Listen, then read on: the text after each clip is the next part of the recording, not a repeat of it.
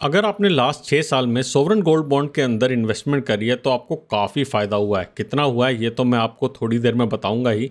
लेकिन अगर हम एक नज़र डालते हैं सोवरेन गोल्ड बॉन्ड के इशू प्राइस में, जो कि लास्ट 6 साल में इसी टाइम पे अप्रैल मई जून के आसपास इशू हुए हैं, तो आपको पता लगेगा कि 2017-18 में जो इशू हुए थे गोल्ड बॉन्ड, उनका प्राइस था 2951 रुपीज़।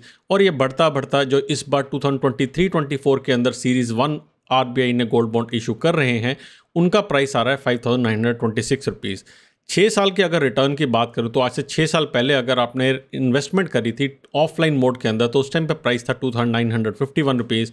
और अगर आज के जो इशू प्राइस है इसी पे वो प्राइस उसको आप बेच देते हैं तो आपकी रिटर्न निकल के आती है 14.27% की।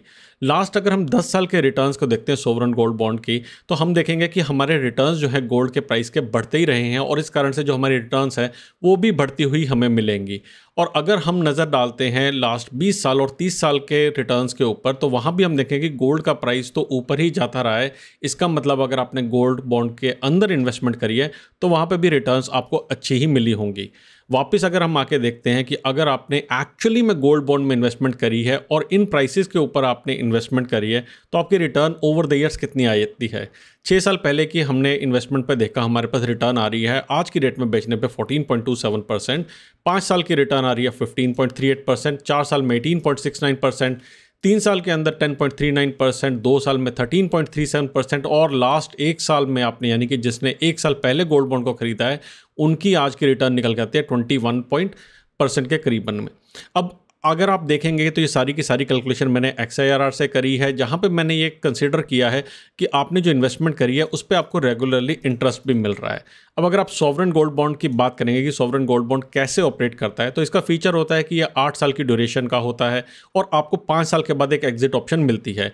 इन द मीन टाइम आप इसको ट्रेड भी कर सकते हैं, अगर आप प्लेटफॉर्म पे हैं ऑनलाइन डीमैट फॉर्म में आप इसको ट्रेड भी कर सकते हैं, लेकिन उस केस के अंदर टैक्स की कैलकुलेशन अलग रहती है।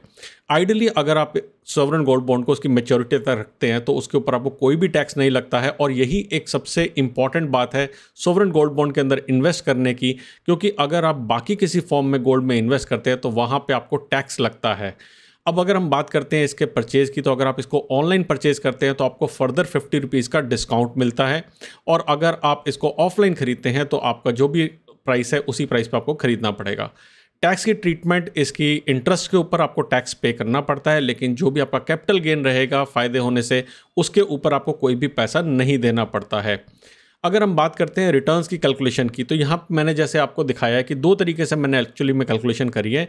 एक मैंने XIRR के तरीके से इसके अंदर कैलकुलेशन करी है, लेकिन एक अप्रॉक्सीमेट कैलकुलेशन करने के लिए, जल्दी से कैलकुलेशन निकालने के लिए 2 कैलकुलेटर मैं आपके सामने लेके आया हूँ। दोनों कैलकुलेटर कैसे काम करते हैं एक एक करके नज़र डालेंगे। सबसे पहला जो कैलकुलेटर है वो कैलकुलेट करता है approximate return on investment in the gold bond. Example से समझने की कोशिश करते हैं। मान लीजिए आपने जब ये गोल्ड बॉन्ड खरीदा उस टाइम पे गोल्ड बॉन्ड का प्राइस था 2901।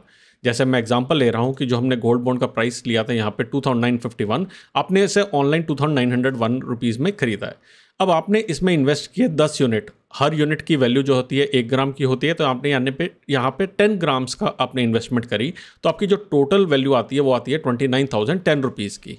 अब मानते हैं जब आप इसको बेच रहे हैं 8 साल के बाद में, तो इसका प्राइस है 7,000 रुपीज़ गोल्ड बॉन्ड का उस टाइम पे। ये हमें मालूम है कि 2.5% की हमें जो है रेगुलर इनकम इस पे आती रहेगी। 2.5% किस पे कैलकुलेट होता है, जो भी आपकी अमाउंट है उसके ऊपर, लेकिन ये सेमी एनुअली पेड होता है, यानी कि 2.5% की जो वैल्यू आएगी उसको अगेन डिवाइड बाई 2 करना है।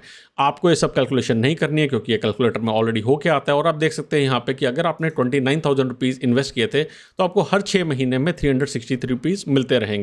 और ऐसा मैंने अपनी कैलकुलेशंस में भी दिखाया, जैसे कंपैरिजन में दिखाया है कि हर 6 महीने में आपको ये पैसा आपके अकाउंट में आता रहेगा।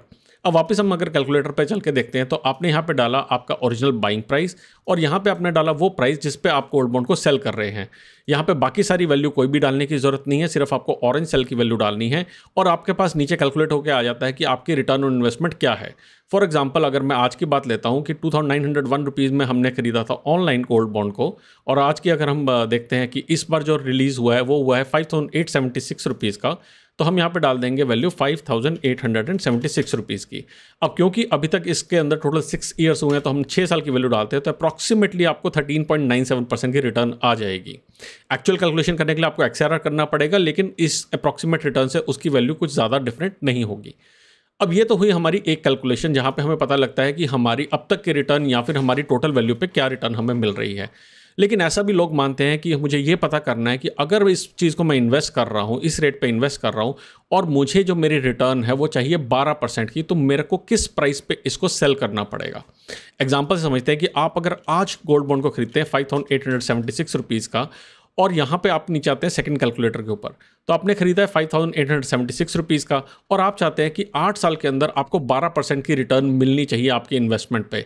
इस इन्वेस्टमेंट के अंदर आपकी जो रेगुलर पेमेंट हो रही है 2.5% की, वो भी आपको मिलती रहनी चाहिए।